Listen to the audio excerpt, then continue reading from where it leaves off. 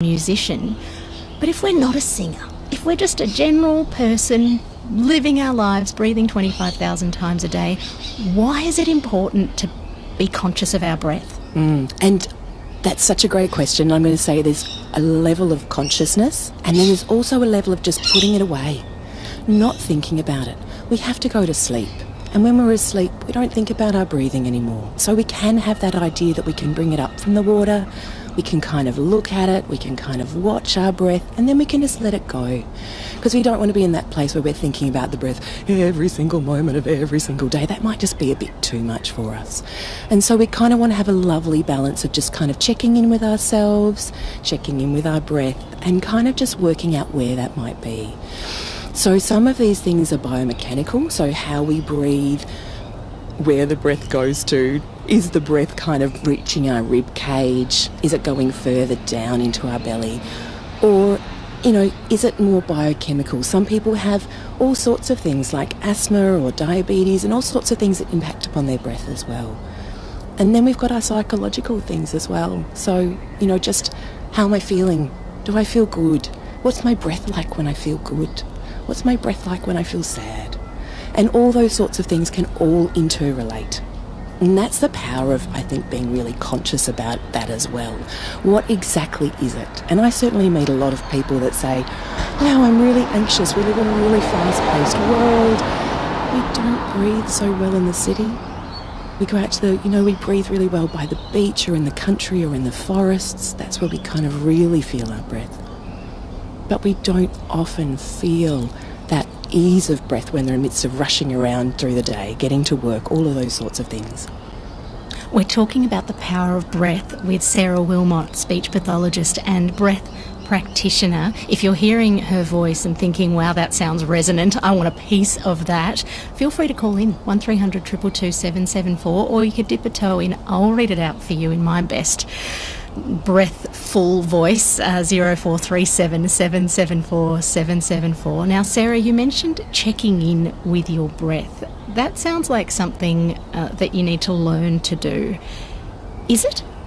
Well, in a way, I was thinking about this morning when I woke up.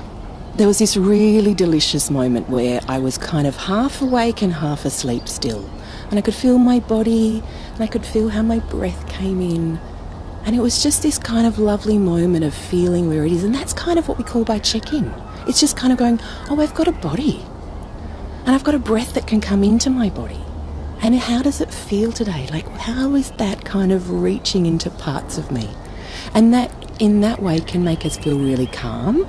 Or just kind of going, oh, wow, I really got a stomachache. Or, God, I don't feel good today. And so we have that ability to be much more aware then of who we are and how we are through our breath. So once we know where our breath is or how we're feeling, are there things that we can do, are there practices that we can integrate to utilise breath to feel better or stabilise our mood?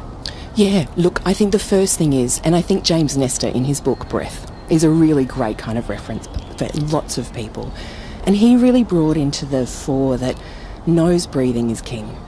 And so if we breathe through our nose, we have got a much better chance of breathing better, breathing well, and really being able to optimise our body. So kind of like a biohacking, I suppose, at that point. And that's what lots of the research has been saying for a really long time. Now, lots of people can't breathe. We live in, the pollen capital of the world. There's so much hay fever at the moment. Everyone's going, I can't breathe through my nose.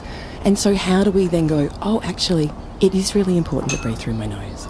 It's also really important to have our tongue up in the roof of our mouth so we can actually kind of then block our mouth. And so as we kind of breathe in, we've only got that way of breathing in through our nose.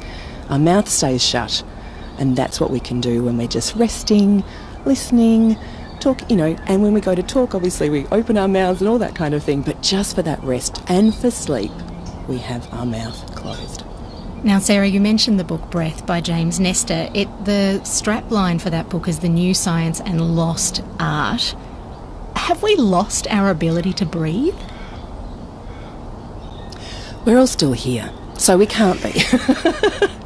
I think that's, I often hear that. People will tell me, Sarah, I must be doing okay because I'm still here. And yes, in a way, yes.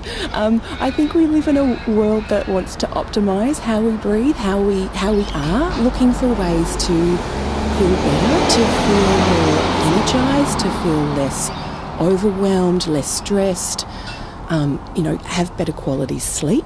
So I think in some ways we haven't forgotten, we're not doing it badly. And I think we also have to kind of put positive where it's due. Really, that we feel great when we're out on a windy day and we feel that wind on our face. And as we feel it on our face, we can kind of breathe really low into our belly. And that can feel amazing. And I think it's really important to kind of go, well, actually, if I have an issue, if I can't breathe through my nose, if I snore like a trooper, perhaps I might need to go and speak to my GP or somebody else about that. And you mentioned biohacking too, Sarah. You said when we sleep, we don't think about our breathing. Is there something we can do to help us nose breathe at night? Yeah, actually there's lots of great studies out there around things that help our muscles, because our muscles relax when we go to sleep. So what can we do that make our muscles work really well? Well, actually they've worked out that singing is a really good thing. So singing, really good kind of top of your voice in the car with a good song, kind of singing, to kind of really get your lungs working, get your voice working, and that can actually work those throat muscles really well. And that's a really nice thing, so that when you kind of get to that idea that your muscles are fit and your throat muscles are fit, then you can kind of let them go a little bit more at night time and they're going to just be okay. There is a whole thing at the moment about people who tape their mouths as well. So there's a whole idea that you would put a little bit of tape over your mouth. And I would also say just a little bit of caution. You might want to check that first during the day, whether you can breathe through your nose before you kind of just go very hardcore and put something over your lips while you're asleep. Singing in the shower sounds like a much better option, and a great excuse too. I'm doing it for my vocal exercises. Now Petra has called on 1300 222 774 from Kensington. Good morning, Petra. Good morning. Your conversation is so well timed for me, thank you. I've got such a big day. I've actually got a vocal narrative read this morning and then a singing gig tonight. So breath is going to be my entire focus today. But when I studied breath and voice at acting school 20 years ago, I found that I almost think that because I'm thinking about my breath, it almost messed me up a little bit.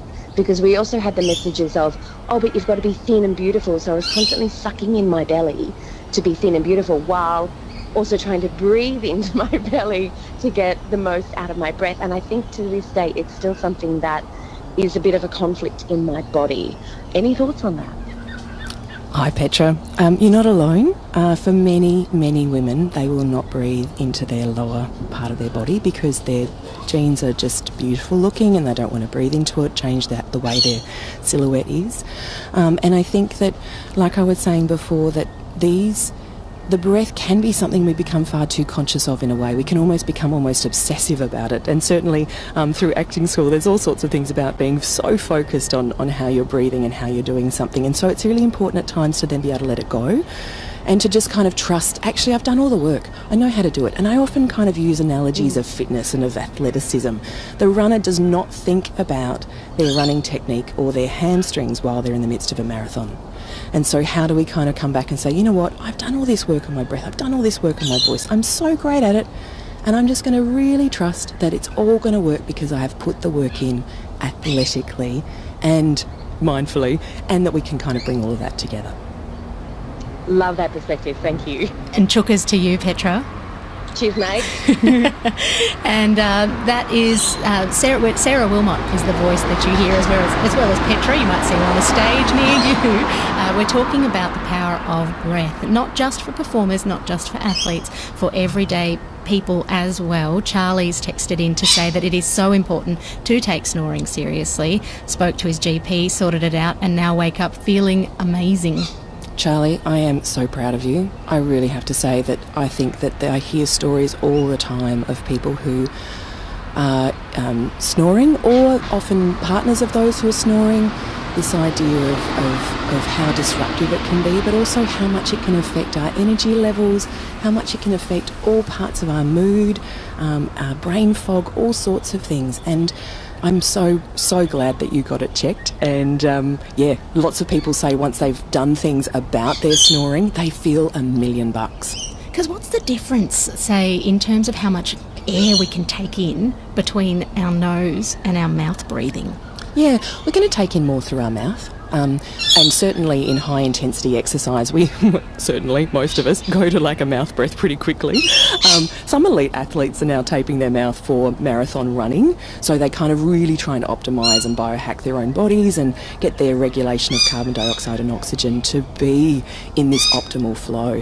For the rest of us, we're probably just kind of mouth breathing as we go because we need more air as we're running, as we're doing things. But it can be also a really good way of going, oh wow, I've been doing the dishes and why am I breathing through my mouth? Like, why have I made this a really stressful activity?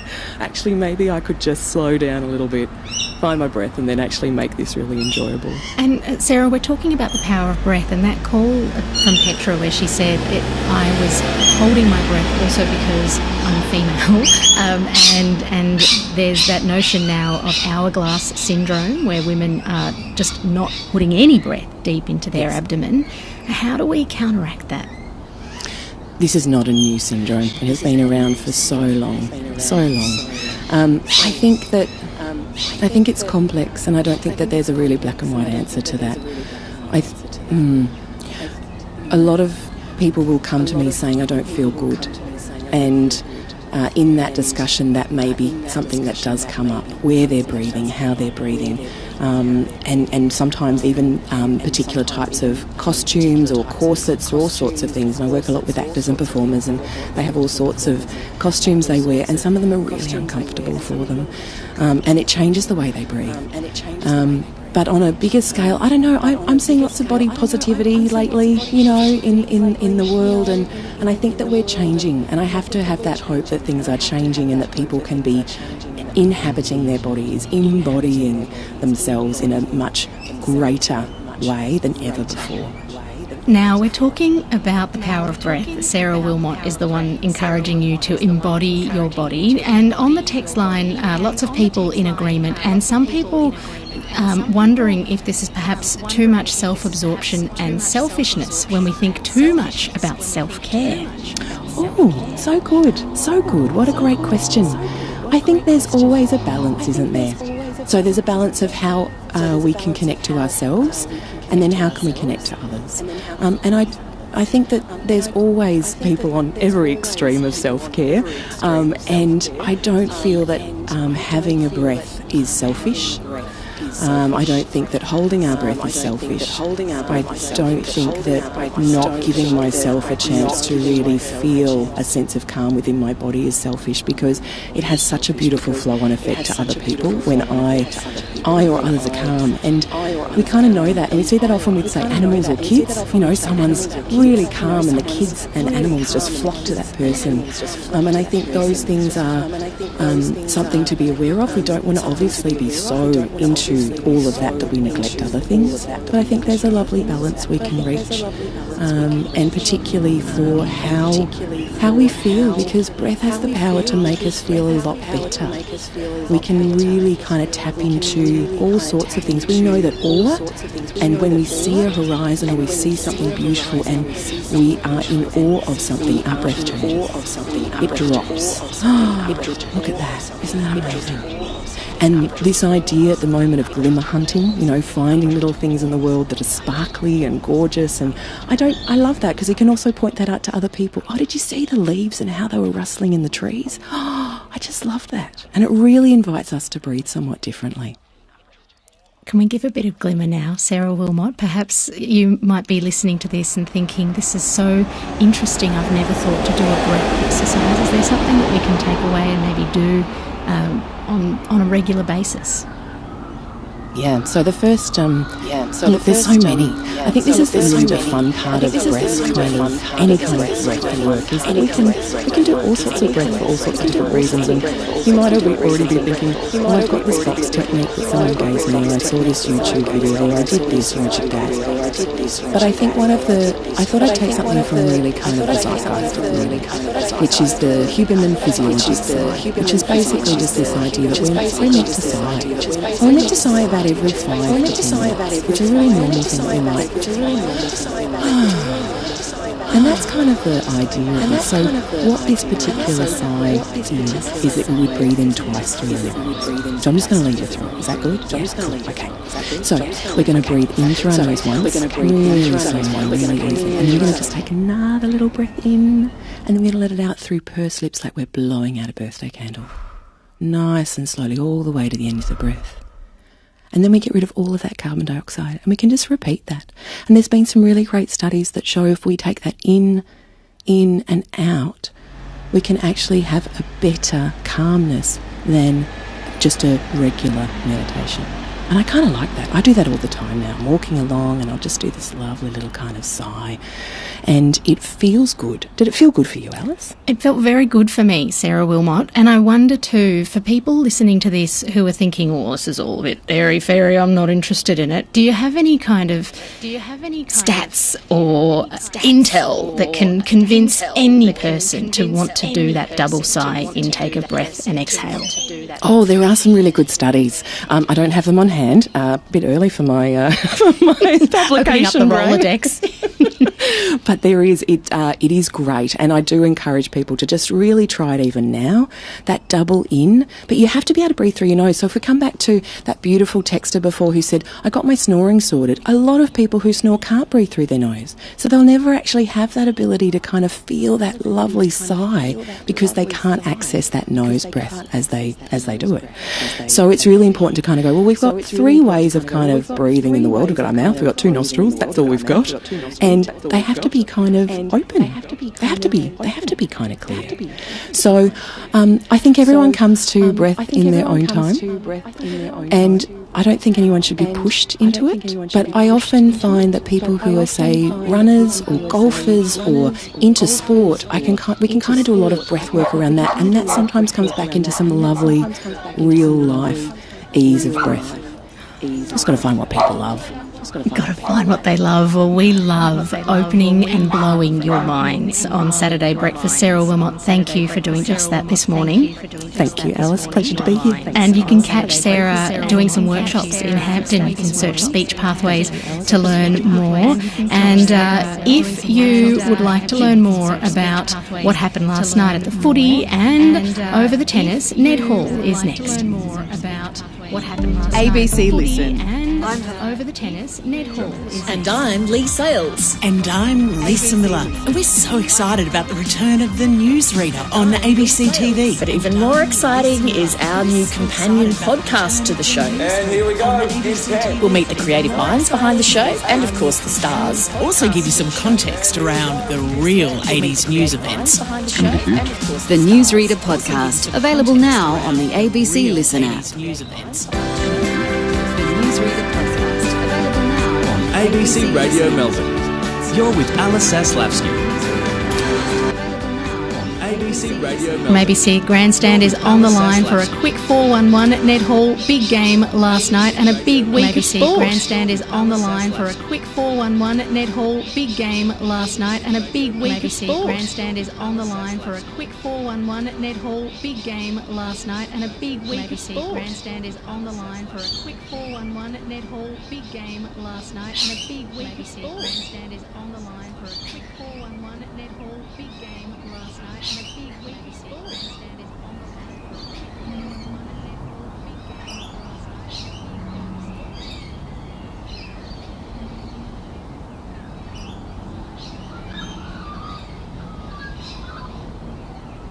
on the line for a quick 4-1-1. Ned Hall, big game last night. Principles of justice and the principles of justice and equity, as well as leaving no one behind. principles of justice including those deprived of their right to self-determination and freedom, in particular the Palestinian people. The Palestinian people who continues to live under the Israeli occupation and face, as a result, growing challenges in the implementation of sustainable development goals in terms of frequency and scope. Therefore, the development situation in Palestine differs from that in the other countries of the world. as it is subject to Israel's institutional apartheid regime, illegal occupation, and the colonial project that denies our Israel, the occupying power, adopts systemic policies aimed at undermining the development of our entire people.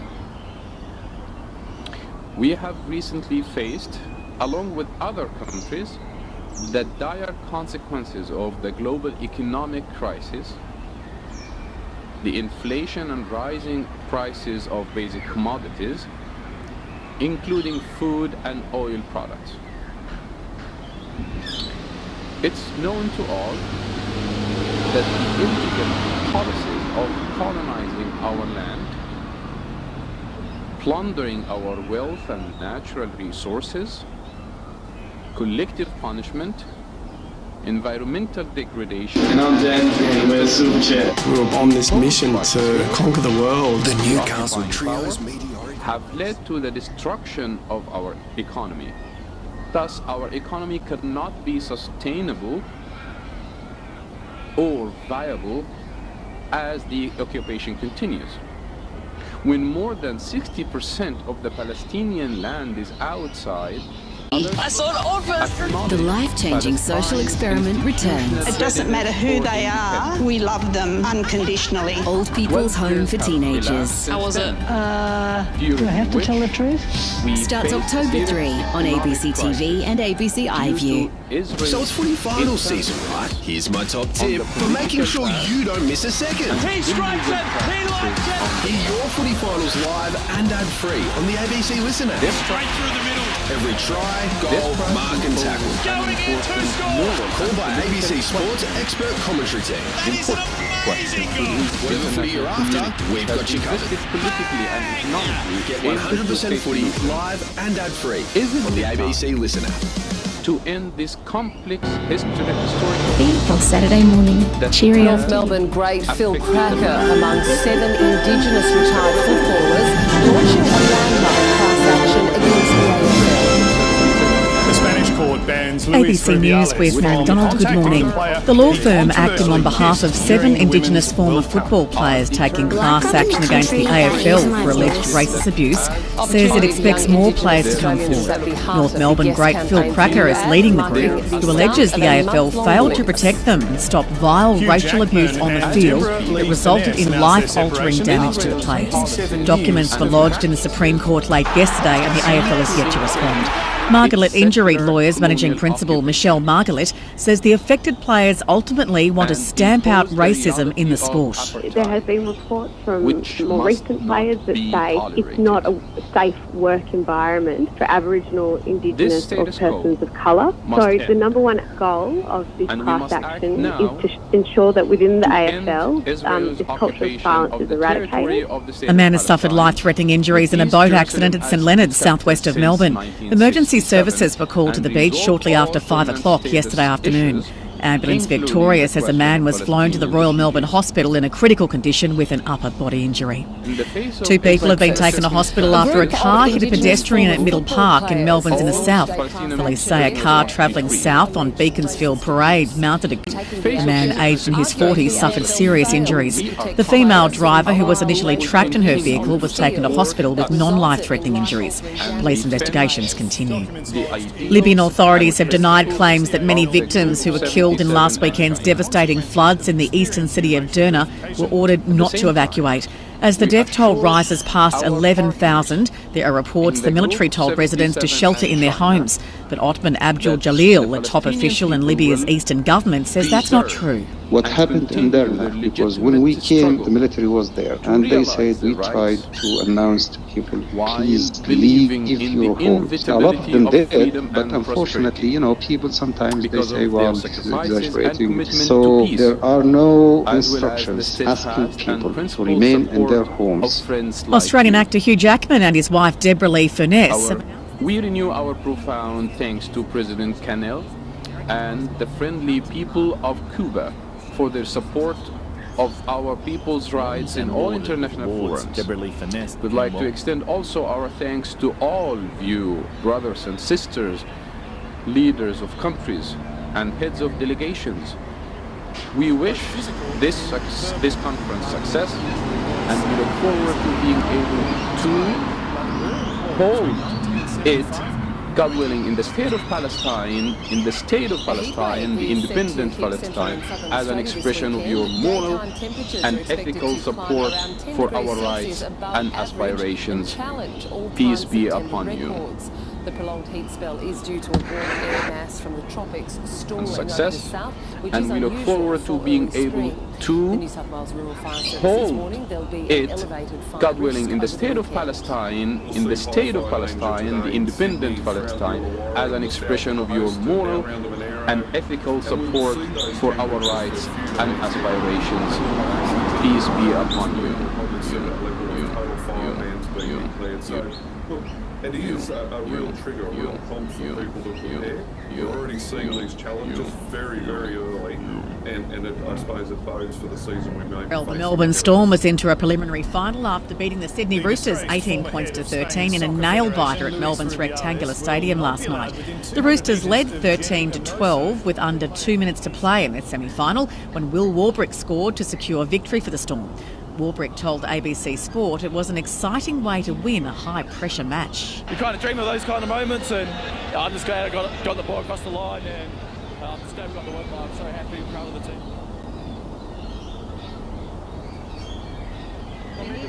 Naturally, Ms. Hermoso is affected by the event. Coast and East Gippsland coast. For the state, the chance of morning fog in the north, a dry, mild to warm and mostly sunny day. Isolated showers developing along the southwest coast at night. Light to moderate west to northwesterly winds. For Melbourne, a sunny day ahead, and we're looking at a top of 25 degrees today. Tomorrow, partly cloudy, 24. Partly cloudy on Monday, 22. Tuesday, partly cloudy, 26. Showers about on Wednesday, 18. Thursday, a shower or two, and 15. Right now in Melbourne, it's 15 degrees. ABC News. On Ngunnawal country. Welcome to This Week.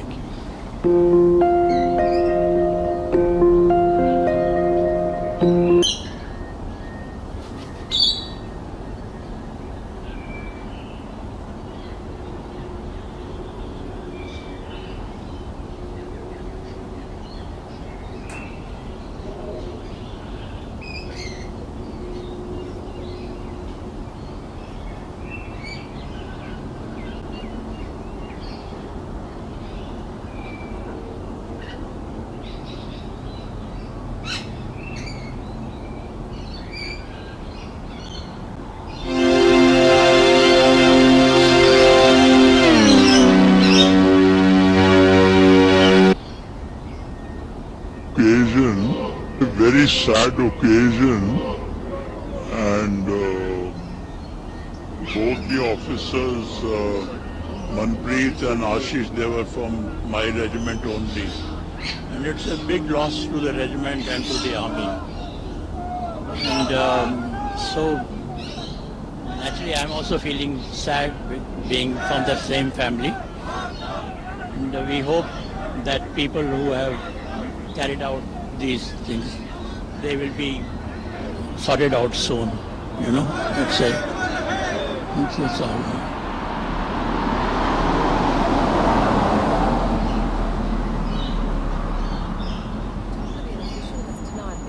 Arguing the focus should be on getting aid to those affected. The United Nations said shelter, food and primary care are all urgently needed. We don't know the extent of the problem. The floods and the torrents and the destroyed buildings and the sludge still conceal the level of need and death. And then sustaining in that second phase, getting the right aid to the right people at the right time. That's where coordination is so important. I grew up in a country that hears my voice. Opportunity for young Indigenous Australians is at the heart of the Yes campaign's new ad for the Voice to Parliament referendum. It marks the start of a month-long advertising blitz. The Yes campaign has been holding back its advertising spend to bankroll a new campaign, and it is rolling out across across broadcast, digital and print platforms today. It coincides with a series of walks across major cities this weekend, which are set to be attended by senior government ministers and Indigenous leaders. Bookseller Dimex has confirmed the details of over 1 million customers were obtained and distributed during a data breach last week. The retailer says the names, addresses and birthdays of 1.2 million customers' details were shared on the dark web. Credit card details and passwords were not obtained during the incident. Dimex is urging customers to remain vigilant against potential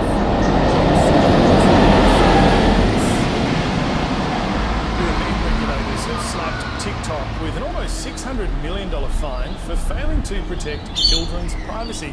Ireland's Data Protection Commission found the sign-up process for teen users made accounts public by default, allowing anyone to view and comment on their videos. In a statement, TikTok says it disagrees with the decision and also the severity of the fine. Australian actor Hugh Jackman and his wife Deborah Lee Furness have announced their separation after 20 years. And we meet some of the primary school-age children and their parents who, instead of perhaps playing cricket or footy or water polo or basketball on the weekend, take to the track and go wheel to wheel at speeds of more than 90 kilometres per hour. How would you feel about that, James, putting your little ones behind the wheel at 90 k's an hour? You have to be a brave parent and a brave sportsman as well, don't you? I think my 5-year-old daughter would love that, actually. Would? Yeah, I think she would. All kids would. Look at that. It does look like fun. I suppose it's all fun until you crash, right? Well, yes, and with that's what you don't want to happen, obviously. And I'm sure that this course, they're learning about the safety and the right driving techniques, etc. But what a thrill, what a buzz. We will check in on that story a little bit. Aid supplies are coming in, but with damaged roads and bridges, access to Derna. Sunny in Brisbane today. It's going to be sunny and very hot in Sydney. 32 degrees is forecast at this stage. It'll be hot in Canberra too, around 25. And in Melbourne, it'll be the same temperature. There'll be some showers down in Hobart. It should be sunny in Adelaide, partly cloudy in Perth, and of course in the top end in Darwin, 34 degrees and sunny. Well, a Spanish court has imposed a restraining order on the former president of the country's football federation, Luis Rubiales, banning him from $4 million appeal for the hundreds of thousands more now reeling from the floods.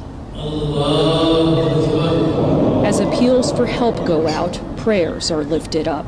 Hundreds of survivors filled a mosque still standing in Derna. Grieving, but not without faith. For the PBS NewsHour, I'm Stephanie Tsai.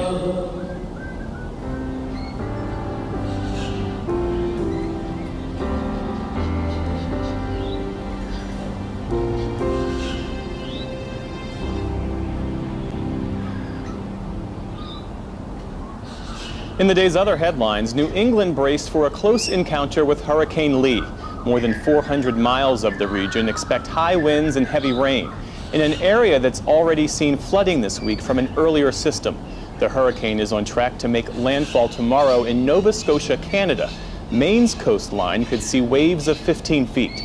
Tens of thousands of people worldwide have kicked off a weekend of protests against climate change.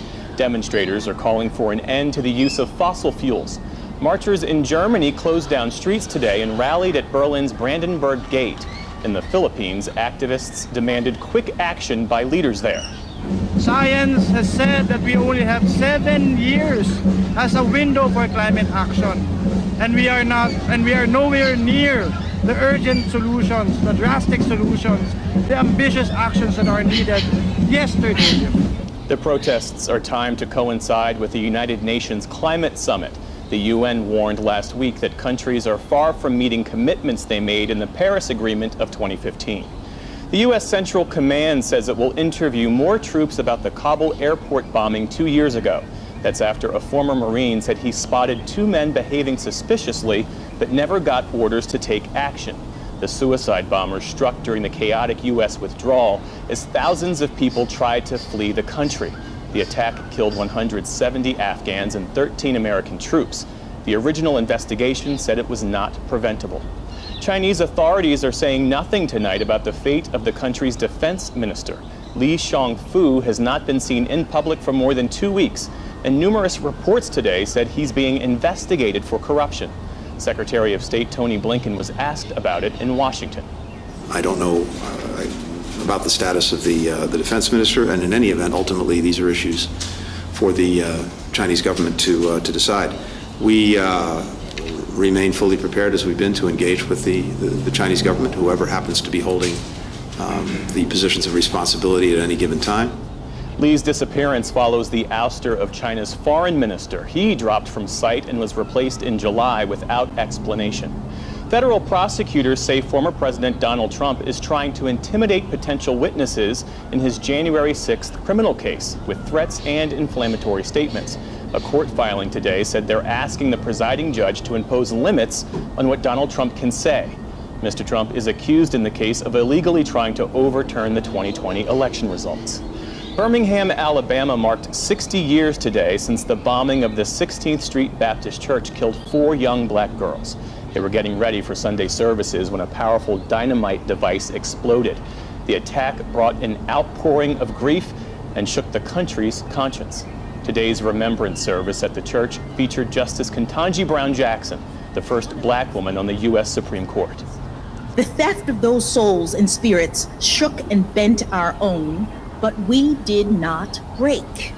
Indeed, it was from the rubble of the bombing of this church that our nation renewed its commitment to justice and equality. 3 members of the KKK were eventually convicted in the bombing decades after it took place. The first new treatment in 20 years may be available soon for military veterans and others suffering post-traumatic stress disorder.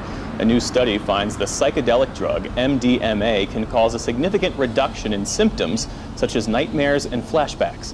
The FDA and the Drug Enforcement Administration will have to approve it before the drug can be prescribed in the U.S. And on Wall Street, stocks slumped on the way into the weekend. The Dow Jones Industrial Average lost nearly 289 points to close at 34,618. The Nasdaq fell 217 points. The S&P 500 dropped 54 points. And a passing of note, famed Colombian painter and sculptor Fernando Botero died today in Monaco of pneumonia. He was known for sculptures and paintings of oversized figures. His work now decorates cities across Europe and Latin America. Fernando Botero was 91 years old. And still to come on the NewsHour, Iran tightens security ahead of the 1-year anniversary of Mahsa Amini's death that sparked protests around the world. And a sister struggle, an Israeli researcher believed to be kidnapped by an Iraqi militia. This is the PBS NewsHour from WETA Studios in Washington and in the West from the Walter